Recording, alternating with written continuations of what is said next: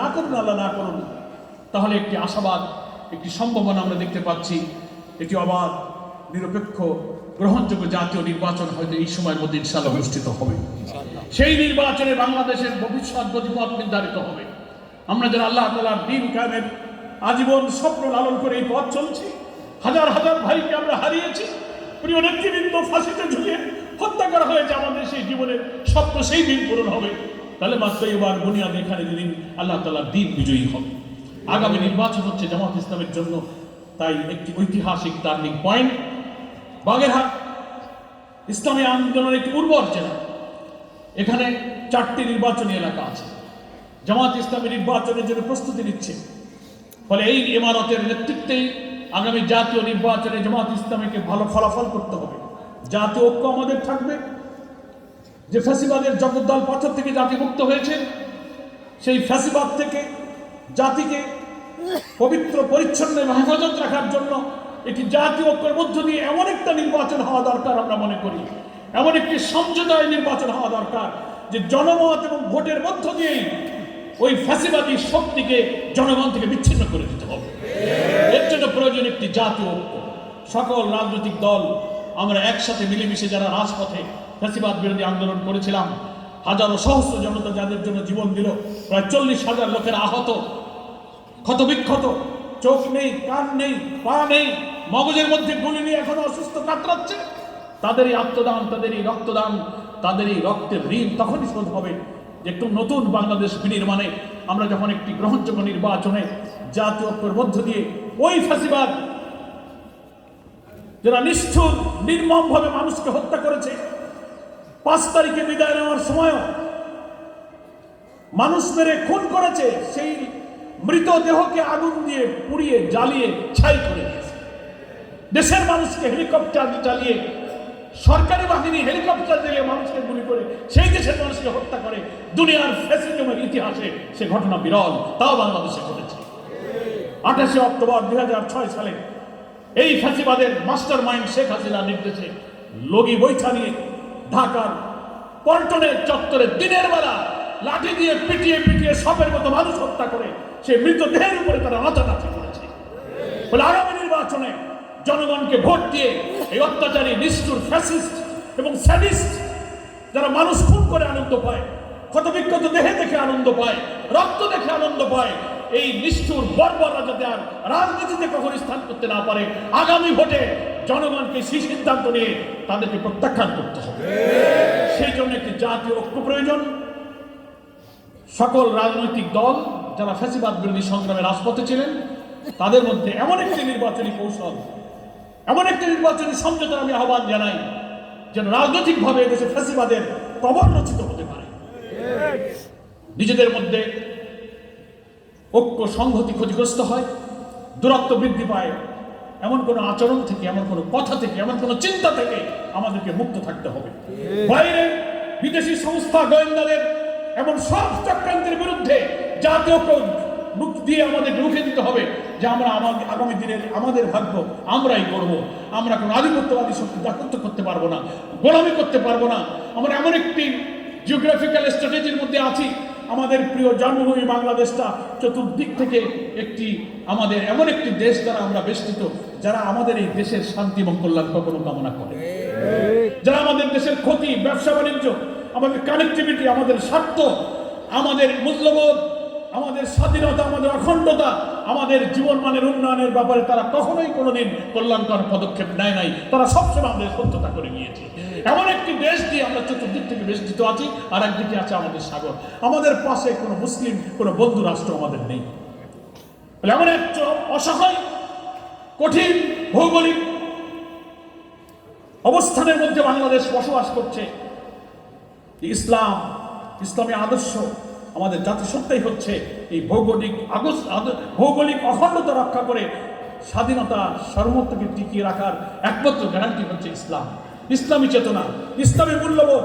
এই অখণ্ডতা জাতিসত্তার প্রতি আমরা যদি ঐক্য করে তুলতে পারি, তাহলেই আমাদের এই অখণ্ডতা, স্বাধীনতা, সার্বভৌমত্ব, আমাদের জাতীয় মূল্যবোধ তখনই সংরক্ষিত হতে পারে। আজকের এই বিশেষ রোকন সম্মেলনে আমি আরেকটি কথা বলে আমার বক্তব্য শেষ করতে চাই যে অন্তর্বর্তীকালীন সরকারের প্রধান প্রফেসর ডক্টর মোহাম্মদ ইউনূস সাহেব সহ যারা আজকে উপদেষ্টার দায়িত্বে আছেন, তারা তো এই ক্ষমতা নিজেরা চেয়ে নেননি, জনগণ আকাঙ্ক্ষা করেই তাদেরকে নিয়ে এসে বসিয়েছে, নাকি বলেন? ফলে উপদেষ্টা পরিষদকে এটা উপলব্ধি করতে হবে যে আমরা এসেছি এদেশের গণমানুষের আকাঙ্ক্ষার প্রতিফলন হিসাবে। ফলে আমাদের কোনো সিদ্ধান্ত, কোনো পদক্ষেপ, কাকে আপনি উপদেষ্টা নিয়োগ করবেন, কাকে আপনি ডিসি হিসেবে পদায়ন করবেন, কাকে সচিব বানাবেন, কাকে আপনি ডিজি বানাবেন, কাকে ওসি বানাবেন, তারা যেন ফ্যাসিবাদের দোষর না হয়, তারা যেন স্বাধীনতা সার্বভৌমত্ব ইসলামী মূল্যবোধের জন্য হুমকির কারণ না হয়, এটা বাছাই করে আপনাদেরকে নিয়োগ দিতে হবে।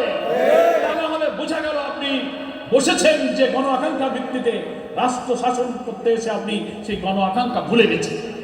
এটা মনে রাখতে হবে। আপনি হাজারো শহীদের রক্তের উপরে দাঁড়িয়ে আছেন, সেই রক্ত এখনো শুকায়নি। নিহতদের মায়ের, পিতার, শিশুর চোখের কান্না, তাদের অশ্রু এখনো শুকায়নি। আহত, নির্যাতিত, ক্ষতবিক্ষত মানুষেরা হাসপাতালে, বাড়িতে চিৎকার করছে, তাদের কান্না, তাদের কষ্ট এখনো ফোরায়নি। অথচ আপনারা এমন এমন কিছু সিদ্ধান্ত নিচ্ছেন যা জনগণ কিন্তু পছন্দ করছে না, বিতর্ক করছে। যারা ইসলামী মূল্যবোধ, আমাদের স্বাধীনতা, আমাদের সভ্য জাতিসত্তার বিরোধী, যারা এদেশের আলেম ওলামা ইসলামী চিন্তা চেতনার বিরুদ্ধে বক্তব্য রেখেছে, ভূমিকা রেখেছে, কেন তাদের আপনার পছন্দের উপদেষ্টা পরিষদে নিতে হবে? আমি মনে করি এগুলো নিশ্চয়ই বিবেচনা করা উচিত। হ্যাঁ, জাতির কল্যাণে, দেশের কল্যাণে যোগ্য লোকদেরকে আপনারা বসাবেন। প্রকাশ্যে ফাঁসিবাদের দোষর ছিল, তাদের সাথে সম্পর্ক ছিল, আমলা হিসেবে ব্যুরোক্রেসিতে, জুডিশিয়ারিতে তারা ফাঁসিবাদের পারপাস সার্ভ করেছে, এমন প্রমাণ থাকা সত্ত্বেও তার ওই জায়গায় থাকার কোনো নৈতিক অধিকার থাকতে পারে না। আপনাদের কাছে অনেক ইন্টেলিজেন্স আছে, ডিজিএফআই, এনএসআই, ডিবি, এসবি, প্রচুর গোয়েন্দা সংস্থা আপনার হাতে আছে। আমাদের খাজনা ট্যাক্সের অষ্টার্জিত অর্থে লালিত এই গোয়েন্দা সংস্থাদের কাছ থেকে আপনি সত্য তথ্য গ্রহণ করুন। একটি গণমাধ্যমে তথ্য প্রকাশিত হয়েছে, 11 থেকে 12 লাখ সরকারি কর্মকর্তা কর্মচারীরা বাংলাদেশে যারা জনগণকে সার্ভ করছেন, তাদের প্রায় 7.5 লক্ষ কর্মকর্তা কর্মচারী প্রশাসনের মধ্যে ফ্যাসিবাদের যারা দোষর ছিল তারাই ঘাপটি মেরে বসে আছে। আপনি এদেরকে রেখে কি করে অবাধ নিরপেক্ষ নির্বাচন করবেন? অনেকে নির্বাচনের জন্য খুব ব্যস্ত তাড়াহুড়ো করছেন। আমি বলেছি, জামাত ইসলামীর সম্মানিত আমির, বাংলাদেশের রাজনৈতিক অঙ্গনের সবচেয়ে আলোচিত, সবচেয়ে নন্দিত, সবচেয়ে বরেণ্য মানবিক নেতা হচ্ছে ডাক্তার শফিকুর রহমান। তিনি পরিষ্কার করে বলেছেন আমাদের জাতির উদ্দেশ্যে যে আপনাকে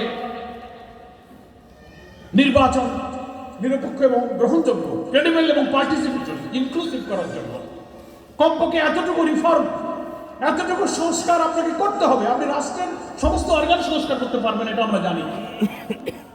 গ্রামে বলে না যে সর্বাঙ্গে ঘা, ওষুধ দিব কোথা? তো রাষ্ট্রের সমস্ত অর্গানে ঘা ক্ষত বিক্ষত হয়ে গেছে। ক্যান্সার, দুর্নীতি, দলীয়করণ, অর্থ পাচার, ব্যক্তি স্বার্থ, বিদেশের অর্থ পাচার, 2 লক্ষ কোটি টাকা এই কয় বছরে বিদেশে পাচার করা হয়েছে। Begumpara, second home, Malaysia, Canada, সিঙ্গাপুরে তারা অর্থ পাচার করেছে, জাতির দেশের দিকে তাকায়নি। তো সেই প্রশাসন, তারা ওখানে 7.5 লক্ষ থাকবে, সেই ডিসি, সেই সচিব, সেই ইউনো, সেই এসআই, সেই ইলেকশন কমিশন থাকবে, আর তাদের বললে আপনি আবার নির্বাচন দিয়ে দেবেন। সকালবেলা নির্বাচন দিতে ভোটাররা যখন ভোট কেন্দ্রে যেতে শুরু করবে, ওই আগের মতোই ছাত্রলীগ, যুবলীগ, আওয়ামী লীগ আর পুলিশ লীগ বাধা দেবে, বলবে ভোট হয়ে গেছে, বাড়ি চলে যাবে। কি বলেন, ঠিক কিনা? সেই ভোট কি আমরা আর হতে দেব? তো কেন এটা উপদেষ্টারা বুঝবেন না? আর যারা খুব দ্রুত ভোটের জন্য পাগল হয়ে গেছেন, এখন যদি ভোট দেয় তো ভোট তো সেরকমই ভোট হবে। এই ভোটের জন্য কি আমরা এত জীবন দিয়েছি না? তো আমরা 15 বছর একটি অবাধ নির্বাচনে ভোটাধিকারের জন্য অপেক্ষা করতে পেরেছি। কমপক্ষে পুলিশ অ্যাডমিনিস্ট্রেশনে রিফর্ম করা লাগবে, সিভিল অ্যাডমিনিস্ট্রেশন রিফর্ম করতে হবে, জুডিশিয়ারির কিছু রিফর্ম প্রয়োজন, কনস্টিটিউশনের কিছু রিফর্ম প্রয়োজন, ইলেকশন কমিশনের রিফর্ম প্রয়োজন। এই 5টা-6টা সংস্কার না করে নির্বাচন হলে সেই নির্বাচন আবার ওই 14, 18 আর 24-এর মতো ইলেকশন হবে। সেজন্য আমরা বলেছি একটি যৌক্তিক সময়, সেই সময়টা আমাদের কাছে অনেকে বলেছেন সাংবাদিকরা যে যৌক্তিক সময়ের ব্যাখ্যা কি। আমি বলেছি দিনক্ষণ ঘন্টা আমরা বেঁধে দিই না। যে সময় জনগণ বুঝবে যে এখন প্রশাসন, ডিসি, এসপি, পুলিশ, ওসি, সচিবরা এমন এসে গেছে যে এখন পরিবেশ ভালো, এখন ভোট হইলে ভোট হবে, ওই সময়টা হচ্ছে যৌক্তিক। সেটা 6 মাসেও হতে পারে, 8 মাসেও হতে পারে, 9 মাসেও হতে পারে, বছরে হতে পারে, এমনকি 2 বছর নাও হতে পারে। যদি আপনি এদেরকে রাখেন তো 3 বছর দিলেও কিন্তু সেই পরিবেশ হবে না। আবার যদি সরিয়ে দিয়ে পরিবেশ ভালো করেন, সেটা একটা মধ্যমতম শর্ট টাইমে সেই পরিবেশটা ফিরে আসতে পারে। That is the reasonable time. ওটার অর্থই হচ্ছে যৌক্তিক সময়। আমি কথাটা বোঝাতে পেরেছি। সেজন্য অনেক সময় সাংবাদিক বন্ধুরা বারবার জামাত ইসলামীকে বলেন, আপনারা দিনক্ষণ, মাস, ঘন্টা বলেন না কেন, খালি যৌক্তিক সময় বলেন কেন? তার উদাহরণ দিয়ে বলি যে মানুষের গায়ে যখন জ্বর আক্রান্ত হয়, তো সে জ্বরটা কমে গেল কিনা, জ্বর মাপার জন্য থার্মোমিটার লাগে কথা ঠিক, কিন্তু জ্বর কমে গেল কিনা, এখন গোসল করে রুগীকে ভাত টাত খাওয়ানো যায় কিনা, এটা বোঝার জন্য সবসময় থার্মোমিটার লাগে না, হাত ধরি বোঝা যায় যে না তোমার গায়ে এখন জ্বর নেই, নাকি বলেন? মানে প্রশাসনের গায়ে হাত দিলে আমরা বুঝতে পারবো যে এর গায়ে এখন আর জ্বর নেই, এখন ভোট ভালো হবে, থার্মোমিটার অত লাগবে না। ওটাই হচ্ছে রিজনেবল টাইম, ওটাই আমাদের যৌক্তিক সময়। সে সময় দেওয়ার জন্য জামাত ইসলামী প্রস্তুত আছে। বারবার এত রক্ত, এত নির্যাতন, এত মা, বাপ, পিতা কোলকে আমরা শূন্য করতে চাই না। 53 বছর স্বাধীনতার হয়ে গেল, আমাদের অনেক পর দেশ স্বাধীন হয়ে সিঙ্গাপুর, মালয়েশিয়ার মতো দেশ দুনিয়ার উন্নত দেশে পরিণত হয়েছে।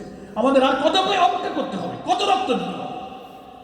তাই আজকের এই রোকন সম্মেলনে আমাদের নতুন নির্বাচিত আমিরকে সামনে রেখে বাংলাদেশ জামাত ইসলামের বাগেরহাট জেলার রোকন ভাই বোনেরা এবং এই জেলার যারা এই সম্মেলনে আসেননি হাজারো লক্ষ কর্মী সমর্থকদের কাছে আমি মেসেজ দিতে চাই, এই আমিরের নেতৃত্বে এই বাগেরহাটে ইসলামী আন্দোলনের প্রতিটি পাড়ায় পাড়ায় দুর্জয় ঘাঁটি করে তুলতে হবে।